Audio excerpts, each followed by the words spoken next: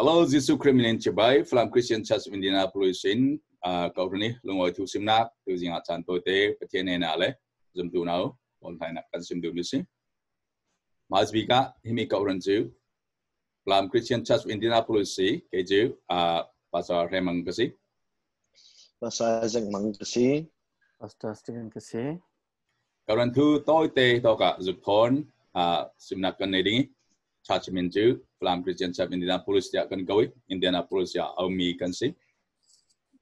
Thong ni bariati si din Missi kan tu gen chu John bung heli chang Jisuin ke ma chu lamjin le thutak le na kasi ke ma thong en sia lo zo man ka pa men thlang lo ding ti mi si.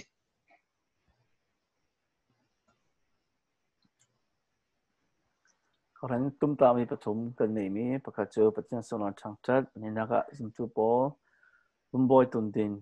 jilnang se pathumna ka chu thutang tha pom sok se. Mai salami Kawhhran upa le ruitu raktuan tu si dok thongnak ram bik chu Reverend Peter Lele ni Thlacamnak sin Kawhhran din thok ni si. Mi hi mas biki kan khomnak support Nazarene Church CE thong ni priatin perhatian kanak mami biakin si. Nubu Paul he thok sin Kawhhran Thlacamnak sin se pekna kan se tuan natuan volunteer nak se Kawhhran ni ham pibik pakaran si.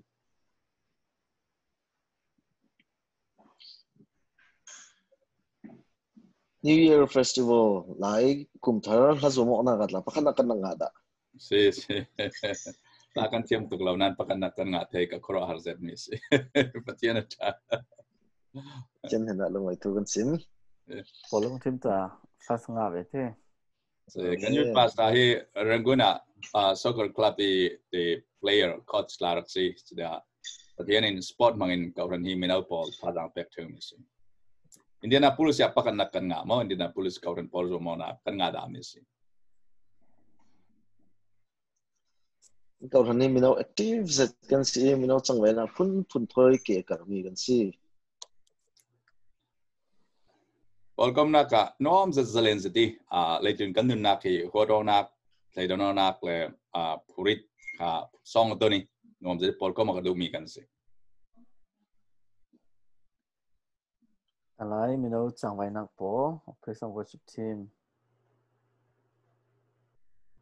2009 ya kum kanwa the charge van kan lei thei Kawhhran rong bolna kan man Missi ka saji stikan zana Pathianin kan tul mi popo kan tul tiga kan tul vekin pek themi mitimu themi thil kha lungoi tu kan sim deu Missi. Jan mi hi Calvary Baptist Church thong ni pasha kan khomnak hun si mirang biakin si.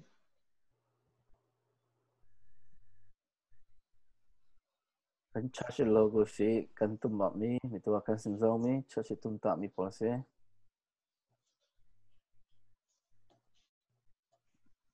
Mino cangvaihnak hi khosung kholeng state sung set state leng si set hi Canada tiang tla kan nak fe terorin Mino kai ruyok mak cangvaihnak active zat kan si. Kawhhran hi fung fez din ja kan vision dong klun tu ta si dong klun tu twa si. Jesu Christ fella dong klun tu batwa ti vekin kan mak dong klun tu kan si dong klun tu batwa. So na kan tu na atpi zati alo the loi man nei kan do mi chu gospel center Pathian tu thang tha angadami Jesu Christ run dam nak angadami nun thian lim nak du do nak Thlacami pumpek nak noni rongbol tu kan si ti mi hi Kawhhran ni a value a gore value kan name is na kan tuan tlang tiga Thlacam tlang tim to tlang Pathian petlang Fundraising tlang zir tlang dung klun tu tlang like coaching kai huwa nak le crusade camping le Bible study pol hi tlang pin Kawhhran ni kan tum ta mi transona dia kan man ruwa pol an si. Then measure success yan kan lot timot ling lot timichu billing to me tet slo minung kan tan mal sloin dung klun tu yang zat kan toy minung payet rong bowling an fe swak timisi minung payet kan tang sloin dung payet fe swak timisoni Kawhhran ni lot kin naka kan te fong kan ta fong son si 2020 ya kum cham dia kum ti te cham dia dung klun tu yang zat kan to nung payet rong bowling kan fe swak timi kan lot kin naki ta fong ring ring kan ro misi. Nubu boltla active zen si Kawhhran sung Thlacamnak si se Kawhhran leng thoi pe tleng nak si se changvai zet mien si. Sunday school Paul Pathian Thlacamnak anma Pathian nahak laisin Pathian theitinga si Allegiant United States atamson 80% yang tanda nga mi chu anma kumhledi kimhlanna se nahak ten sin runtamna nga dingale jisu dungthung dingka thupi ti kan rodi zelongna kan nai chau Apun pun nahak Paul hi VBS Summer School as set dan retreat pun puna kan kiang ka ba pin nahak Paulin biak in kha nuam tiding le Pathian biak hi harati loading anma anchilong du mi thon kan kai hoi theu Missi Jun kumtinte youth camp kan nei tv Halin Lake Baptist camp kan fe theu Youth camp among bangza simi jeni kum 2019 to lai kan tua diga menung Kawhhran hlei khatisinan ra minau te high school college student tamsas high school policy jan hito chemisin mang bangzan rong piang thar tin baptisma last se nunnak pumpek nak ki himi camp kan tua nak sen taki pumpetutla kan dak mu zomi anum noi ni zos patien kan thang kan ngai simi ha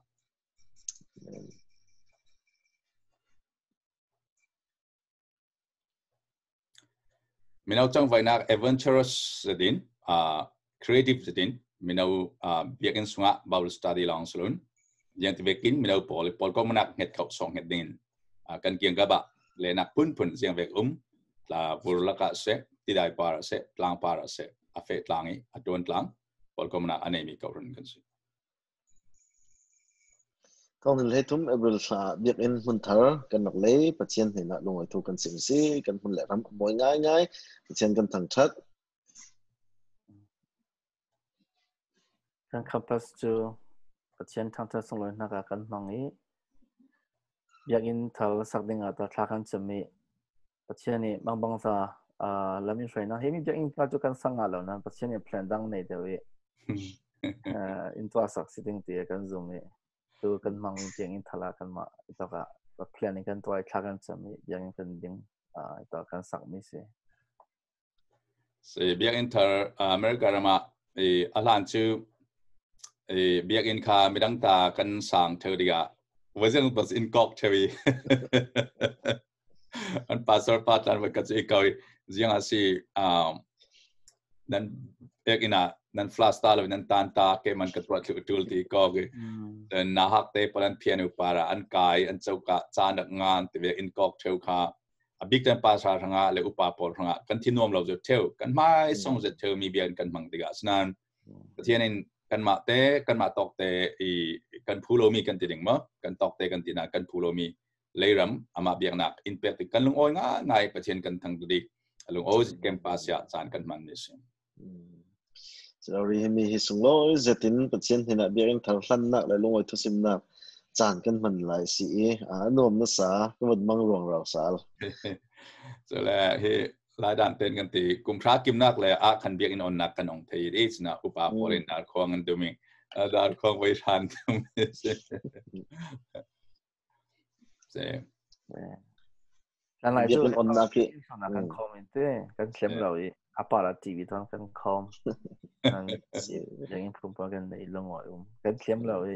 kan mai chung se Pathian ni hitla ka khomi kan lungwangai Kawhhran dang sia le po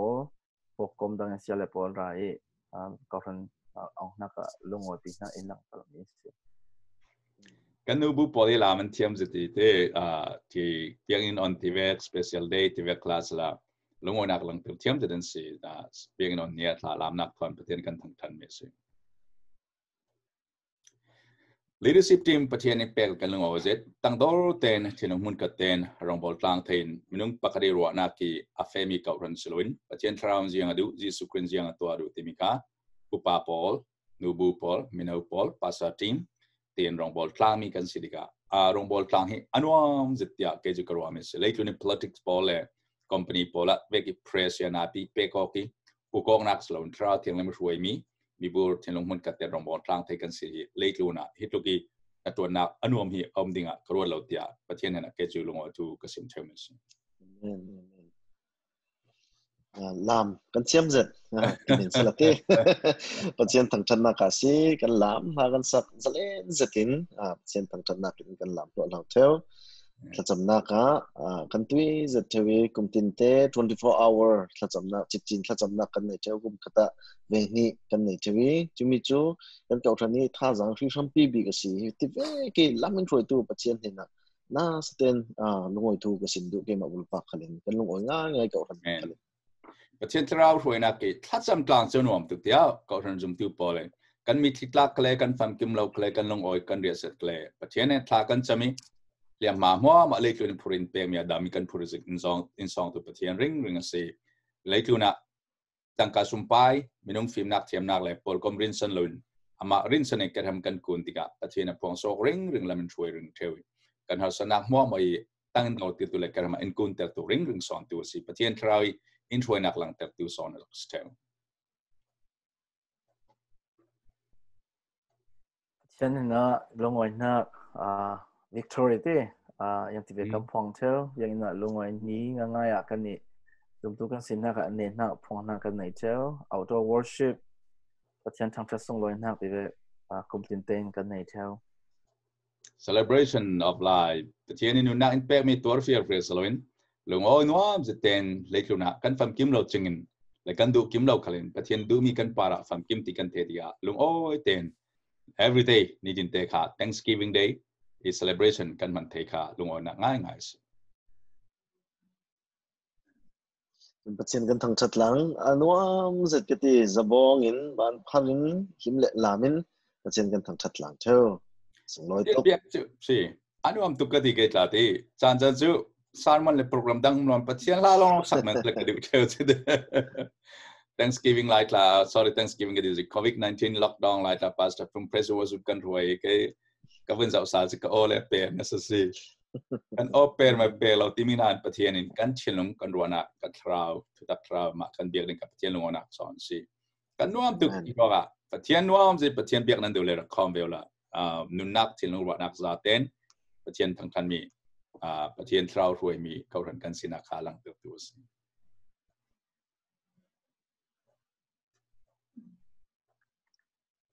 the spot te kan nei theu Pathian ni chan cha impact Mino Paul give nei tu spot lama kan mai tha jang kan nei tu mama ni hitong spon hia kan mang tlang hi kan lian tlang hi kan mang Kawhhran long sila Kawhhran tang pol thong pokom na kan nei Pathian thu thon tha jang peng nak thon chan kon mang theu sport day nuam ke ti Mino Paul kom na hadam zeten zuri ko fop mlo ten to na mlo in pol kom na fellowship thajit relationship bilam nak na pathian na karza tem na ding lai kriya zum tu na pol kom na nom nak lang tu si campus volleyball chenlong ping pong pun chen gym tla kan nei ti outdoor gym tla pol hele na kan nei jen kla man therung sidika pathian kan thang that nu nak se so Kawhhran kan mate lawin pol kom bidang kan pezom local church autonomous I foyo kan skaunan CBANA zam na kan SBC pol kom pezo na kan official affiliate kan nemia CBANA 8% ton rong bol na kan tel kan ngami sumpai sin Southern Baptist 3% ton so vision school hi an ma training mission agency ani hi mission training petusi chin community Indiana kumtinte tholom kan petui kan ma pastor the associate pastor Isaac Kla ama committee EC member si Indianapolis Theological Seminary Bible Long class sponsorship la kan pe chen ke matla board of director ka telbe chen sa Stephen tu fanga Indianapolis pastor fellowship kala secretary to an institution kan ma long slowin bidang thoi pol komi pe klai mi ito zu kan mu vekin committee a se government a chen sigul klong lama se polkom nak pet lai mi ane mi kan siring ring I community kla influencer kan tikechu jang chin pathian ni manwa kan sikha pathian lo kan sim lu si I Kawhhran ni sin pathian in interest wai rongbol tu I Facebook tu jang mazat kan nei I Kawhhran sung sin FCCI member raksida mi isin tu nia pastor ton mi hi minung pasari an umi jon missionary tu rau ria tla middle east missionary I fmi ala patni kan nei jon minau cangvaihnak polkom cangvaihnak ka se hawa tu le hroi tu tha hi Kawhhran ni se sok hi pathian kan thangthat pathian hna kan noi ngai sing ro lai kan du zetiao celebration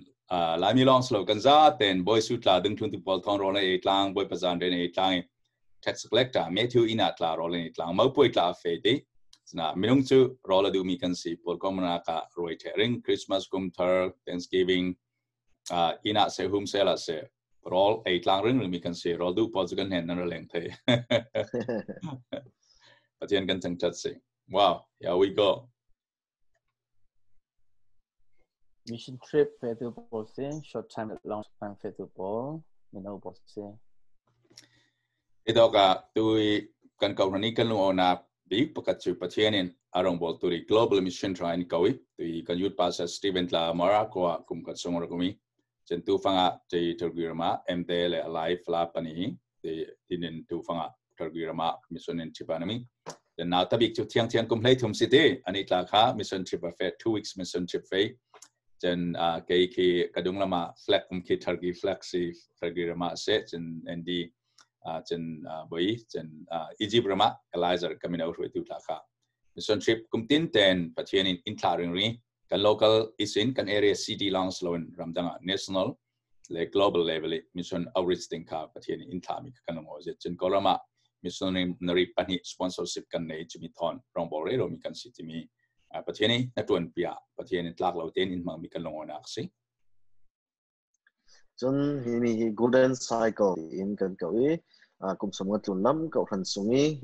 กันนูกันป้าโปลอุปัตเปียกนักเล่อันเห็นสิรัวนักดงโซมินจุดอินจานกันคนปีเท่าตีละโรลกันฮิลปีเท่ากุมตินเตกันตัวเท่ามิสิกันอุปาโปลก็มานักอุปนักกันเป็กลุนะอันมันเห็นรัวนักท้าทายกันหลักเรื่องเทียมดิ่งเหตุปีตุกเก่าเนี่ยคอมมิตี้คุยต่อคลาสละดิประเทศนี้ all men's wisdom ที่มีคือการทำงานทศวรรษง่ายสติเกตัลรัวมิสิ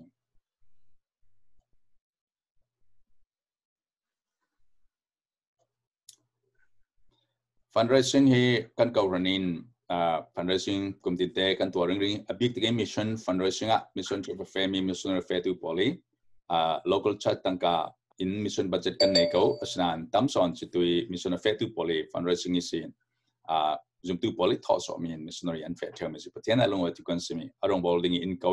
กันใน mission ไปเล็กกันมาถ้าจำนวนเสอเฟสวัตถุเราหรือการอารมณ์บอลนักประเทศอินมันมิสิ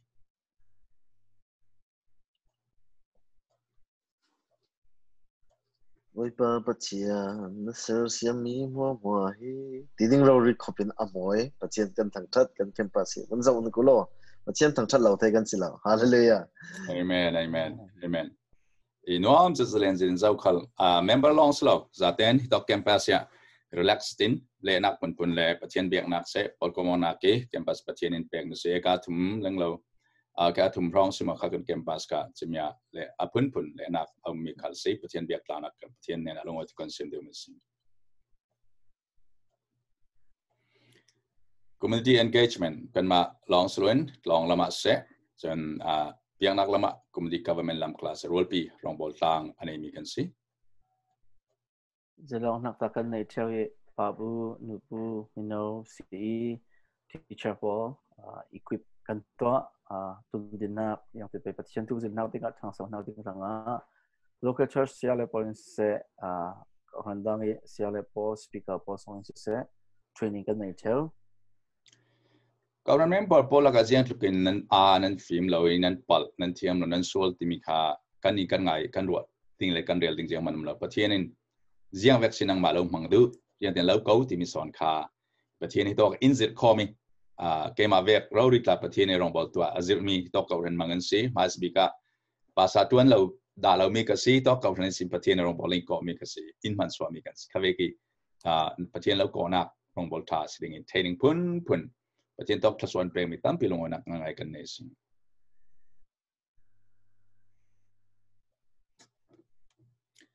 จน Bible จะนักกันใน pipeline training ที่อินกันที่ Southern Baptist training นักแบบมี church planting training หลักกันในจน small group เต้นมีน้องเสะกันที่ Bible study ประเทศทุกอย่างนักหลักปุ่นกันในเท่ามีลำมันช่วยตู้ประเทศให้นักกันหน่อยอาซิดูทางดูราชนท่านนักเนี่ยสังกัดตั้มปีประเทศอินนอนสัก volunteer ในตัวนัก Bible study mission to FCCI leadership team ปุ่นอาซิดูทางดูราชนอันทางจุดจุยประเทศนี้นุนักทารละมา atung ding vivo timi praktikan kan mo mission volunteer na tuan nak se de ito Kawhhran kan DNA pakat so volunteer na tuan se campus kau pigan ne tiga cleaning na tuan nak sen damlaw ve vai nak se Thlacamnak se volunteering biak ina na tuan ng tam pim ng mission fundraising tv class la ito Kawhhran so member zaten volunteer Pathian ra Kawhhran ra pumpen na kan tuan ng security rekat so security za tinte pumpetu por ka amring ka volunteer na tuan nak ito Kawhhran ni kan DNA pakat so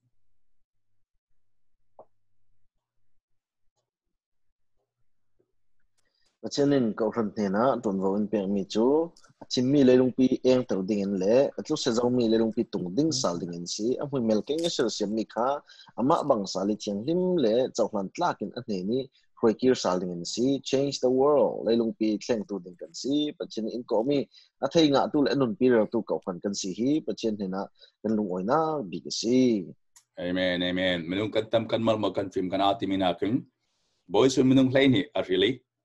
nga kai tu tax collector society and now that zimi pol la san mang bangza leitun thleng tu aman bekin kanitla pachenin leitun thleng tu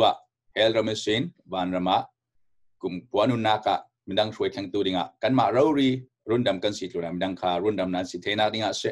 chim thune na si patien una hnoi ruin leitun tun tu thleng tu dinga patien ko mi azir mi akil khoi mi le aman mi kan si patien na lungo tu sim chok lo kan nei mi se nede biga Kawhhran chu adin tu Jesu Christi achom tu ka Jesu Christi arhoi tu Jesu Christi anatuan Jesu Christi mission na tuan kha se jeng kan tuan kan mam nang film nak thiam nak cha nak thajang sumpai thajang sluin trau thiang huam cha nak le a film nak na tuan se pathian ta Kawhhran chu pathian ta kan si vekin